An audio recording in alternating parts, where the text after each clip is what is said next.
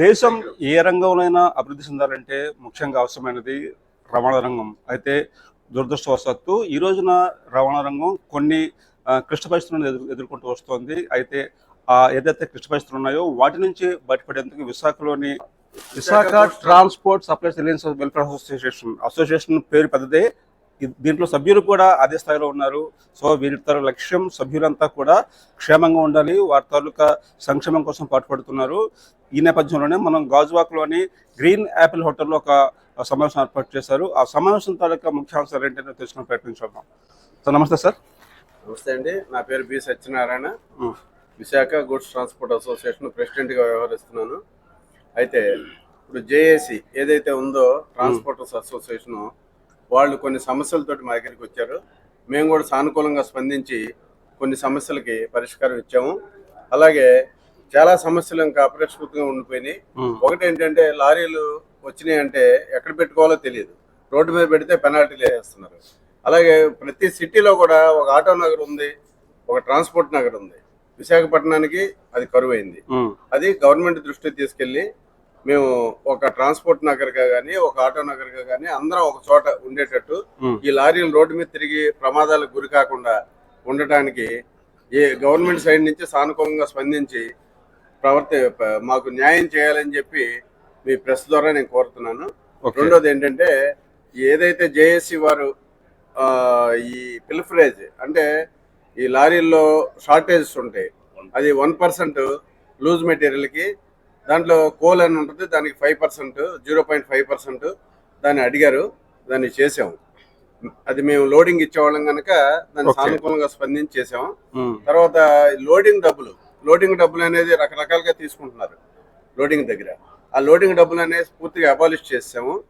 అది ఒకటి చాలా శుభ పరిణామం లారీ ఓనర్లు చాలా ఇబ్బందుల్లో ఉన్నారు. అవన్నీ గమనించి మేము ఒక అడుగు ముందుకు వచ్చి సానుకూలంగా స్పందించి చేసాము. ఇక ముందు కూడా ఏ సమస్య ఉన్నా సరే జేఏసీని మేము కలిసి సమిష్టిగా నిర్ణయం తీసుకొని న్యాయం చేస్తామని చెప్పి ప్రెస్ ద్వారా మనవి చేస్తాం.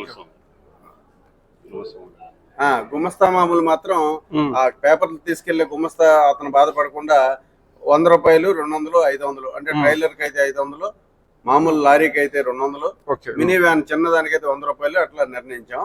మిగతా అంతా సానుకూలంగా జరిగింది. ఇక ముందు కూడా కలిసి ప్రయాణిస్తామని అందరం సమిష్టిగా దేన్నైనా సాధించుకోవాలని చెప్పి నేను కోరుకుంటున్నాను. ఓకే సార్, ఇప్పుడు మన అసోసియేషన్ పరిధిలోని ఎంతమంది సభ్యులు ఉన్నారు, ప్రత్యక్షంగా పరోక్షంగా? అంటే ఒక సమస్య అయితే పరిష్కారం అయింది, 0.5 నుంచి 1% డిప్రిసియేషన్, ఆ సమస్య పరిష్కారం అయింది. ఇంకా మిగిలిన సమస్యలు ఏమున్నాయి? ఇప్పుడు మేము గత 40 సంవత్సరాలుగా ఇక్కడ ఇవాళ విశాఖ జిల్లాలో 500 ట్రాన్స్పోర్ట్స్ దాకా ఉంటాయండి. ఈ 500 ట్రాన్స్పోర్ట్ లో ఒక 10,000 మంది దాకా మేము దీని మీదే జీవనోపాధి సాగిస్తున్నాము. అలాగే మాకు కొన్ని సంవత్సరాల నుంచి ఉన్న సమస్యల్ని ఈ మధ్య మేము జేఏసీగా ఏర్పరచుకుని అన్ని సంఘాలు కలిసి, లారీ అయితే, టైలర్ అయితే, మినీ వ్యాన్ అయితే, గూడ్స్ అసోసియేషన్ అందరం కలిసి ఒక ఉమ్మడిగా ఏర్పడి మేము ఉన్న సమస్యల్ని, ఇక్కడ ఉన్న ట్రాన్స్పోర్ట్ రంగం విశాఖపట్నంలో చాలా పెద్దది, దీన్ని మనం క్లియర్ చేసుకుని ముందుకెళ్లాలని ఒక జేఏసీగా ఏర్పరచుకుని ఇప్పుడు మేము కొన్ని సమస్యల్ని చాలా ఉన్నాయి, దాంట్లో గత 25-30 సంవత్సరాల నుంచి ఉన్న కొన్ని సమస్యల్ని మేము క్లియర్ చేసుకున్నాము. వాటిని క్లియర్ అయిన సందర్భంగా ఇవాళ ఈ ప్రెస్ మీట్ పెట్టుకుని ఏదో కొన్ని సాధించుకున్నాం కాబట్టి ఒక అభినందన సభ కింద మేము ఏర్పాటు చేసుకున్నాం. అలాగే ముందు ఇంకా చాలా సమస్యలు ఉన్నాయి, అవి కూడా అన్ని ఒక్కసారి మేము క్లియర్ చేసుకోలేం కాబట్టి అందరం కలిసి ఉన్నాం కాబట్టి ఇంకా ముందుకెళ్ళి ముందు ఇంకా ఉన్న సమస్యలు కూడా ఇప్పుడు ఇందాక చెప్పినట్టు మా వాళ్ళు చెప్పినట్టుగా కొన్ని ట్రాఫిక్ సమస్యలు అయితే ఉన్నాయి. అలాగే మాకు ఇంకా loading out of state vehicles వేరే వచ్చేసి ఇక్కడ ఉన్న లంసమ్ను మొత్తం వాళ్ళ వెహికల్స్ లో ఎత్తుకెళ్ళడం జరుగుతుంది. దానివల్ల ఏంటంటే ఇక్కడ ఉన్న మా 500 ట్రాన్స్పోర్టర్స్ ఇవాళ వెహికల్స్ ఆఫీసులో ఆపుకునే పరిస్థితి ఉంది. దాని మీద ఇక్కడ నుంచి ఎత్తుకెళ్ళి ఒరిస్సా బళ్ళు కూడా ఎత్తుకెళ్ళే మెటీరియల్స్ మీద కూడా మేము దాని మీద కూడా డైరెక్ట్ గా లోడ్ అయ్యే వెహికల్స్ మీద కూడా ఫైట్ చేసి దానిని కూడా సాధించుకోవాలి. త్వరలో అందరూ సహాయ సహకారాలతో దాన్ని కూడా ఉంటామని చెప్పి భావిస్తున్నాం. Okay right. ఇంకా ఎలాంటి సమస్యలు పరిష్కారం కావాల్సింది భావిస్తున్నారు? ప్రస్తుతానికి అయినట్లయితే నేను నా పేరు మహారథి. నేను నమత AP state lorry owners association Andhra Pradesh అధ్యక్షుడిగా పనిచేస్తున్నాను. మా ఉత్తరాంధ్ర ట్రైలర్ ట్రక్ ఓనర్స్ అసోసియేషన్కి ఉపాధ్యక్షుడిగా పనిచేస్తా ఉన్నాను ఇక్కడ. అయితే వివిధ సంస్థల పైన ఇప్పుడే జేఏసీగా ఏర్పాటయ్యి విశాఖపట్నంలో మొట్టమొదటిసారిగా లోడింగ్ అనేది లేకపోకుండా అలాగే షార్టేజ్ను కూడా పెంచి మొట్టమొదటిసారిగా మా విజిటి సత్యనారాయణ గారు, మా జేఏసీ చైర్మన్ గారు వెంకటేశ్వరరావు గారు కృషి చేసి మొట్టమొదటిసారిగా ఇక్కడ ఒక అడుగు ముందడుగు వేయటం అనేది జరిగింది. విశాఖపట్నం ఆదర్శంగా కావాలని కోరుకుంటున్నాం. అయితే మనకి విశాఖపట్నంలో దురదృష్టకరం ఏంటంటే 2 మేజర్ పోర్టులు ఉన్నాయి, గూగుల్ లాంటి సంస్థలు వస్తున్నాయి. భవిష్యత్తులోని ఐటీ హబ్గా కూడా విశాఖపట్నం మారబోతా ఉంది. భోగాపురం అంతర్జాతీయ విమానాశ్రయం కూడా త్వరలోనే ప్రారంభం కాబోతా ఉన్నది. ఇటువంటి సమయాల్లో విశాఖపట్నంలో కనీసం లారీలు నిలుపుదల చేసుకుందుకు ఒక యార్డ్ ఇవ్వలేదు. నిన్నగాక మొన్న ఫైబ్రికేషన్ అయినటువంటి ఛత్తీస్గఢ్లో ఉండేటటువంటి రాయ్పూర్లో ఒక ట్రాన్స్పోర్ట్ నగరం చెప్పి ఏకంగా ఒక ట్రాన్స్పోర్ట్ నగరం అనేది కేటాయించడం జరిగింది. కానీ విశాఖపట్నంలో అటువంటి ట్రాన్స్పోర్ట్ నగర్ కానీ ఈ లారీలు పెట్టుకుందుకు సరైనటువంటి పార్కింగ్ అవకాశాలు కానీ కల్పించలేదు. అలాగే ట్రాఫిక్ శరవేగంగా పెరుగుతున్న దృష్ట్యా విశాఖపట్నం సిటీలో ఉండేటటువంటి భారీ వాహనాలు దిగుమతి చేసుకునేటటువంటి దిగుమతిదారులు అంతమంది కూడా ఇవాళ దిగుమతి చేసుకోవడానికి చాలా కష్ట నష్టాలను ఎదుర్కోవాల్సినటువంటి పరిస్థితి ఏర్పడతా ఉంది. ఎందుకంటే నో ఎంట్రీలు సాకుతోని మేము చాలా టైము వృధా అయిపోతుంది. అలాగే మేము పోలీస్ కేసులను ఎదుర్కొని ప్రతి ట్రిప్పు కూడా కనీసం విశాఖపట్నంలో 3,000 రూపాయలు చలానం లేదే లారీ దిగుతాయి బయటకు వెళ్ళేటటువంటి పరిస్థితి. నో ఎంట్రీ టైం ఎలా ఉంటుంది సార్ ఇక్కడ? No entry time full day అంతా కూడా నో ఎంట్రీ టైం పెడుతున్నారు. అది ఏదైనా మార్నింగ్ టైం మనం వెళ్ళి అక్కడ పెట్టుకునేటట్లయితే మళ్ళీ 12 దగ్గర నుంచి సాయంత్రం 4 గంటల లోపు నో ఎంట్రీ సడలింపు అనేది ఉంటా ఉన్నది. దీనికి తోడుగా ఆనందపురం నుంచి విశాఖపట్నంలో వచ్చే వాహనాలకి వాళ్ళ సేఫ్టీ టైల్ అనేవి కూడా పెట్టి ఇచ్చేస్తున్నారు. ఆనందపురంలో పలుసార్లు పోలీస్ స్టేషన్కి వెళ్ళి నేను విజ్ఞప్తులు చేసినా కూడా సేఫ్టీ టైల్ సమయాన్ని అక్కడ ఒక బోర్డు ద్వారా చూపించమనంటే పోలీసు వారు ఇవాళ దాకా కూడా దాన్ని చేయటం లేదు. అందుకని చెప్పి మేము ఏదైతే విజయవాడలో గొల్లపూడి వాళ్ళ సపరేట్గా ఇచ్చారు, భారీ వాహనాలు దింపుకుందుకు ఒక యార్డు ప్రత్యేకంగా ఇచ్చారు. విశాఖపట్నంలో కూడా అటువంటి యార్డుని కల్పించినట్లయితే భారీ వాహనాలన్నీ ఊరు బయట దిగుమతి చేసుకునేటట్టు అయినట్లయితే సులువుగా ఉంటుందనేది మా ఆలోచన. అలాగే రోడ్లు సంబంధించిన కూడా చాలా ఇబ్బందికరమైన పరిస్థితుల్లో ఇవాళ ఇంత ట్రాఫిక్ కూడా వెళ్ళటం అంటే చాలా ఇబ్బంది పరిస్థితి. భవిష్యత్తులో రోడ్లు కూడా ఇచ్చేయాల్సినటువంటి అవసరం విశాఖపట్నంలో ఉంది. సపరేట్ మార్గాలు ఇప్పుడు రాయ్పూర్కి కల్పిస్తున్నారు కదా, అటువంటి మార్గాలు ఉన్నట్లయితే సులువుగా భారీ వాహనాలన్నీ ఊరు బయటకు నిలబెట్టే అవకాశం ఉంటుంది. దీనిపైన కూడా చర్యలు తీసుకోవాలి. అర్జెంటుగా ఏంటంటే ముందు ఇవాళ యాక్సిడెంట్ శాతం భారతదేశంలో అత్యంత దారుణంగా ఉంది.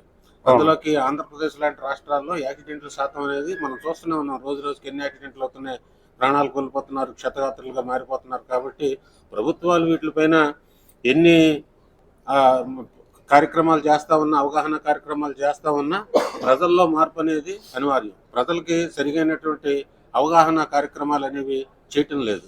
ఇవాళ చిన్న చిన్న ఉత్పత్తులకు కూడా టీవీలో అడ్వర్టైజ్మెంట్లు ఇవ్వటం అనేది జరుగుతూ ఉంది. పెద్ద పెద్ద సినీ ప్రముఖుల చేత ప్రభుత్వ పథకాలు కూడా అడ్వర్టైజ్మెంట్లు ఇస్తున్నారు. అట్లాగే ఈ యాక్సిడెంట్ల పైన కూడా టీవీల్లో విస్తృతమైనటువంటి టీవీ ఇవాళ సామాజిక మాధ్యమం చాలా బలమైంది. ఇవాళ ఆడవాళ్ళు అత్యంతంగా చూసేటటువంటి టీవీలో ఈ ట్రాఫిక్ అవేర్నెస్ సంబంధించి ట్రాఫిక్ రూల్స్ పైన కూడా తల్లులు కనీసం వాళ్ళ పిల్లలకి చేసేటట్టు, అలాగే మేము ఎప్పటి నుంచో పోరాటం చేస్తా ఉన్నాం. కనీసం 18 సంవత్సరాలు పోయిన తర్వాత భారతదేశం వాడు లైసెన్స్ పొందుతున్నాడు. కాబట్టి కనీసం ఇంటర్మీడియట్లో అయినా సరే ఈ ట్రాఫిక్ అనేటటువంటి అంశాన్ని ఒక పాఠ్యాంశంగా చేర్చి పిల్లలకి కాలేజీ స్థాయిలోనే దీనిపైన బోధన అవకాశాలు కల్పించినట్లయితే వీటిపైన అవగాహన కలుగుతుంది అనేటటువంటి అభిప్రాయంతో మేము అప్పటి నుంచో పోరాటం చేసినా సరే ప్రభుత్వాలు పెడజమని పెడుతున్నాయి. ఇవాళ భారీ స్థాయిలో జాతీయ రహదారుల నిర్మాణం అయితే జరుగుతూ ఉన్నది, కానీ ఇవాళ సర్వీస్ రోడ్లన్నీ అన్యాక్రాంతం అయిపోతున్నాయి. ఇవాళ అండర్ బైపాస్ బ్రిడ్జిలు ఏవైతే కట్టారో అవి చిల్లర వ్యాపారాలతో వ్యాపార కేంద్రాల కింద మారిపోతున్నాయి, కాయగూరల కొట్ల కింద మారిపోతున్నాయి. ఇవాళ అండర్పాటు బ్రిడ్జిలో ఒక లారీ తిరిగి వెళ్ళాలని అంటే ఎవరి మీదకి ఎక్కిపోతుందో తెలియనటువంటి పరిస్థితుల్లో ఉంది. ఇవాళ దానిపైన కూడా నేను నేషనల్ హైవే చీఫ్ మేనేజర్ గారికి పలుసార్లు విన్నపాలు వినిపించాం. స్థానిక పోలీసు అధికారులు కూడా తీసినా సరే ఎక్కడా కూడా లేదు. సుప్రీంకోర్టులో గైడ్లైన్స్ ఇచ్చింది, సుప్రీంకోర్టు ఖచ్చితమైన ఆదేశాలు ఇచ్చింది. ఫుట్పాత్లు మీరు ఖాళీ చేయండి, ప్రజా సౌకర్యార్థం ఫుట్పాత్ల మీద జనాలు నడిచేటట్టు చేయండి అన్న కూడా ఇవాళ చిల్లర వ్యాపారస్తులతో ఫుట్పాత్లు అన్నీ కూడా ఆక్రమణకు గురైపోయినాయి. దానిపైన ప్రభుత్వాలు ఓటు బ్యాంకు రాజకీయం చేస్తున్నాయి. ఓటు బ్యాంకు దృష్ట్యా వాళ్ళని ఖాళీ చేయించుకోకుండా చేస్తున్నారు. ఈ యాక్సిడెంట్లకి కేవలం ఒక లారీ యజమానులు, లారీ డ్రైవర్లను బాధ్యతలు చేస్తున్నారు. మిగిలిన వాళ్ళ వల్ల జరిగేటువంటి తప్పుదాలకి కనీసం ఒక త్రిసభ్య కమిటీ ఏర్పాటు చేసి, ఇలాగే రోడ్డుకు సంబంధించి ఇంజనీరింగ్ విభాగాన్ని, అలాగే లారీ యజమానుల సంఘాలని, అలాగే పోలీసు వాళ్ళని, అలాగే ఆర్టీఓ వాళ్ళు ఏదైనా యాక్సిడెంట్ అయితే దాని విచారణ అనేది ఇది ఏ విధంగా ఎవరు తప్పిదం వల్ల యాక్సిడెంట్ జరిగింది అనేటటువంటి టెక్నాలజీ ఆర్టీఓల దగ్గర ఉంటే దాన్ని వాళ్ళు పోలీసు వారికి అప్పచెప్పించారు. పోలీసు వారు తూతూ మంత్రంగా దాన్ని చేస్తున్నారు. కాబట్టి ఒక కమిటీ అనేది పటిష్టంగా వేయాలి. మన పక్క రాష్ట్రంలో ఒడిశాలో ఇటువంటి కమిటీని వేశారు. ఎవరిది తప్పు జరిగితే వాళ్ళపైన యాక్షన్ తీసుకుంటున్నారు. ఇక్కడ కేవలం నేషనల్ రెగ్యులేషన్స్ అని 2 ముక్కలు రాసేసి లారీ యజమానిదే తప్పని చెప్పి లారీ డ్రైవర్కి శిక్షలు విధిస్తున్నారు. మిగిలిన వాళ్ళకి బెయిల్ లేకుండా పోతుంది రోడ్లపైన. కాబట్టి మీరు హిట్ అండ్ రన్ లాంటి ఎంత కఠినమైన చట్టాలను తీసుకొచ్చినా సామాన్యుడికి రోడ్డు పైన అవగాహన కల్పించడం అనేది చాలా అవసరం. ఎందుకనంటే ఒక సామాన్యుడు వాళ్ళ రైల్వే ట్రాక్ పైకి వెళ్ళినట్లయితే అటు ఇటు ట్రైన్ వస్తుందా లేదా అని అక్కడ చూసుకుంటున్నాడు. కానీ ఈ రోడ్డు పైన వచ్చిన తర్వాత నాది కాదు బాధ్యత, లారీ ఓడి చూసుకుంటాడులే అనేటటువంటి ధోరణ కూడా ఇక్కడ ఉంది. మనం వాళ్ళ ఆటోలో ప్రయాణం చేస్తే మన మనస్తత్వం ఒకలాగా ఉంటుంది. ఆర్టీసీ బస్సులో ప్రయాణం చేసేటప్పుడు మన ఆలోచన విధానం ఒకలాగా ఉంటుంది. ఒక ట్రైన్లో ప్రయాణం చేస్తే శనక్కాయలు తినేసి అక్కడక్కడే పడేస్తాం, వాడే తుడుచుకుంటాను. ఎయిర్పోర్ట్లోకి వెళ్తే మన విధానం ఎందుకు మారిపోతుంది? అక్కడ ఉండేటటువంటి వ్యవస్థ ఆ విధంగా పని చేయబట్టి మనిషి ఆలోచన విధానంలో మార్పు అనేది వస్తుంది. కాబట్టి వీటిపైన ప్రభుత్వాలు ఏదైనా మంచి కఠినమైన నిర్ణయాలు తీసుకుని ఒక సంఘాలను వేసి పటిష్టంగా ఈ యాక్సిడెంట్లు ఏ కారణాలను అన్వేషించాలి. తూతూ మంత్రంగా దెబ్బ తగిలినప్పుడల్లా జెండు బాంబు రాసి ముసలి కన్నీళ్లు గార్చి ఒక స్కూల్ పిల్లల ఆటో యాక్సిడెంట్ అయితే 2 రోజులు ఆర్టీఓలు హడావిడి చేస్తున్నారు. అలాగే ఇవాళ సరుకు రవాణా చేసేటటువంటి వాహనాలు ఏవైతే ఉన్నాయో దాంట్లో ప్రయాణికులను ప్రజా రవాణాన్ని పూర్తిగా అరికట్టగలిగాం. కారణం ఏంటి? ఇవాళ 3N క్యాబిన్కి మించి ఎవడైనా చచ్చిపోయినట్లయితే ఆ లారీకి ఇన్సూరెన్స్ వచ్చేటువంటి పరిస్థితి లేదు. ఆ డ్రైవర్ లైసెన్స్ శాశ్వతంగా రద్దు చేసేటటువంటి పరిస్థితిని తీసుకుని వచ్చారు. కానీ ప్రజా రవాణా చేసేటటువంటి వాహనాల్లో ఇవాళ సరుకులను తరలించడం వల్ల ఈ మధ్యకాలంలో రీసెంట్ గా జరిగినటువంటి ఒక యాక్సిడెంట్ లో సజీవ దహనం అయిపోయిన సంఘటనలో మనం ఎన్నో కూడా మన ఆంధ్రప్రదేశ్లో చూసాం. పక్క రాష్ట్రాలకు సంబంధించి రిజిస్ట్రేషన్ చేసుకుని మన రాష్ట్రంలో వాళ్ళు ఆదాయం పొందుతున్నారు. ఇవాళ ఉమ్మడి ఆంధ్రప్రదేశ్లో ఉండేటటువంటి తెలంగాణ, ఆంధ్రప్రదేశ్ 2 కూడా అవిభక్త ఆంధ్రప్రదేశ్లో తెలంగాణకి ఆంధ్రప్రదేశ్కి మధ్యన సింగిల్ పర్మిట్ కోసం మేము ఎన్నాళ్ళు పెట్టి పోరాటం చేసినా సరే ఇవాళకి మన ప్రభుత్వం దాని మీద ఆదాయం ఎక్కువ వస్తుంది. అయినా సరే మేము లెక్కలతో సహా వివరించాం. అయినా సరే ఇవాళకి కూడా ఆ సమస్య పరిష్కరించట్లేదు. అందుకని ఈ సమస్యలు ఎటుపైన కూడా మేము అందరితో జేఏసీ ఏర్పాటు చేసి దీన్ని ముందుకు తీసుకెళ్ళాలని కోరుకుంటున్నాం. నమస్కారం, ధన్యవాదాలు. నా పేరు లక్కీ భాస్కర్ అండి. నేను జేఏసీ వైస్ ప్రెసిడెంట్ని. మాకున్న కొన్ని ఇబ్బందుల వల్ల మేము గురుసం సత్యనారాయణ గారికి మా తలక డిమాండ్ తెలియజేయడం జరిగింది. ఆయన కూడా దానికి అనుకూలంగా సహకరించారు. దానికి మించిన సత్యనారాయణ గారికి ధన్యవాదాలు తెలియజేసుకుంటున్నాం. అంతే. ఇది శుభ పరిణామం అండి ఈ జేఏసీ మీటింగ్. దానికి మా గూడ్స్ అసోసియేషన్ సత్యనారాయణ గారు అయినటువంటి వెండి సత్యనారాయణ గారు చాలా మానవతా హృదయంతో లారీ ఓనర్లకి వెసులుబాటు కలిగే విధంగా లారీ ఓనర్లు భవిష్యత్తుకి పూలబాట వేశారు. ఎందువల్లంటే ఒక లారీ ఓనరు ఇక్కడ నుంచి 500 కిలోమీటర్లు 1000 కిలోమీటర్లు లూజ్ మెటీరియల్ తీసుకెళ్తే ఇక్కడ వెట్తో లోడ్ అవుతుంది.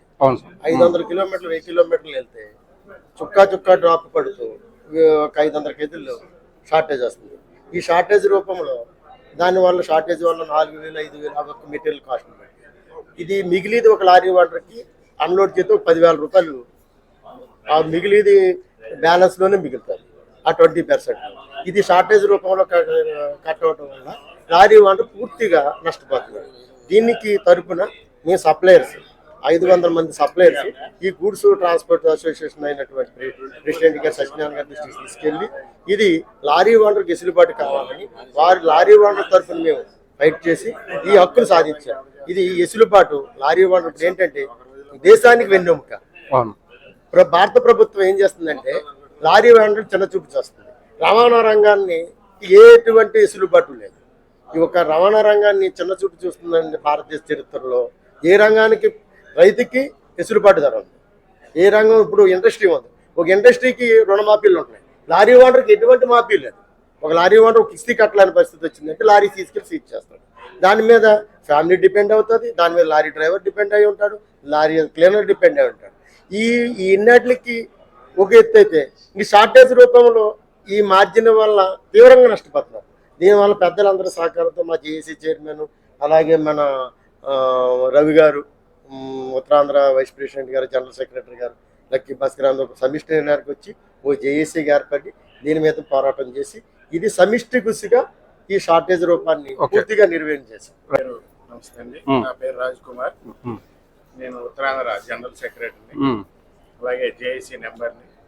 మేము గత 2 సంవత్సరాల నుంచి ఈ ఇబ్బందులు పడుతూ దీన్ని ఒక కొలిక్కి తీసుకురావాలని ముఖ్య ఉద్దేశంతో విశాఖపట్నంలో ఉన్నటువంటి ఈ లారీ సప్లై అసోసియేషన్ అన్ని ఒక ఏకదాటిగా తీసుకొచ్చాం. అలాగే విజిటిఏ, ఉత్తరాంధ్ర, అలాగే VDLS, trailer Visakha, greater Visakha trailer అన్ని అసోసియేషన్తో ఒక జేఏసీ ఏర్పాటు చేసాం. ఈ జేఏసీ ఏర్పాటు చేసిన తర్వాత మాకు కొన్ని ఇబ్బందుల్ని వారి దృష్టికి తీసుకెళ్ళాం. ఇవన్నీ కూడా కొన్ని ఇబ్బందుల్ని ఇప్పుడు మేము సాధించగలిగాము. ఈ 0.5 మార్జిన్ నుంచి 1% మార్జిన్ తీసుకొచ్చాము. అలాగే లోడింగ్ ఛార్జెస్ ఎక్కడ కూడా లేకుండా నిర్ణయం చేశాము. దానికి అనుసంధానంగా ఒక ఆనంద కార్యక్రమం చేస్తున్నాము. सबको नमस्कार। जेएसी के तरफ से जो 0.5% मार्जिन के लिए 1% किया गया है, वो बहुत बहुत धन्यवाद है।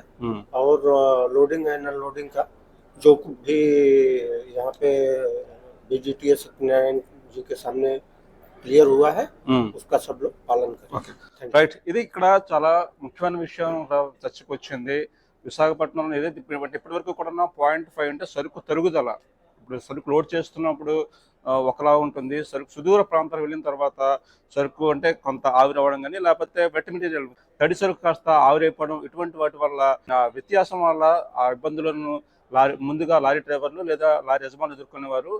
ఆ పరిస్థితిలోని 0.5 అంటే 0.5 నుంచి 1% తరుగుకు తీసుకురాగలిగారు. అయితే ఆ సమస్య అలా ఉంచినట్లయితే ప్రధానంగా మరొక సమస్య ఏదైతే ఉందో, విశాఖపట్నంలోని అనేక భారీ పరిశ్రమలు ఉన్నాయి. 2 పోర్టులు ఉన్నాయి, విశాఖపట్నం పోర్ట్ ట్రస్ట్ ఒకటి, గంగవరం పోర్ట్ ట్రస్ట్ ఒకటి. రేపు మాపు గూగుల్ కూడా రాబోతుంది. ఈ పరిస్థితుల్లో పెద్ద సంఖ్యలో భారీ వాహనాలు విశాఖ లోపలికి ప్రవేశిస్తాయి, కానీ వీటికి తగినటువంటి పార్కింగ్ సౌకర్యం లేదు. అందుచేత ఖచ్చితంగా ఒక పార్కింగ్ ప్రదేశాన్ని కేటాయించాలని చెప్పేసి డిమాండ్ చేస్తున్నారు. మరొకటి, ప్రభుత్వాలు ఎన్ని అవగాహన కార్యక్రమాలు చేపట్టినప్పటికీ కూడా ప్రజలలో అంతో ఎంతో కనీస అవగాహన కూడా అవసరం. ఈ నేపథ్యంలోనే పాఠశాల స్థాయి విద్యార్థులకు కనీసం రోడ్డు భద్రత సంబంధించి పాఠశాల రూపొందించాలని చెప్పేసి ఇక్కడ ఎవరైతే ఉన్నారో యూనియన్ పెద్దలు తెలియజేస్తున్నారు. ఇది ఓవరాల్గా పరిస్థితి. వీడియో జర్నలిస్ట్ హేమంత్ తులసి, జగదీష్ కుమార్, జేకే న్యూస్, నవభారత్, విశాఖపట్నం.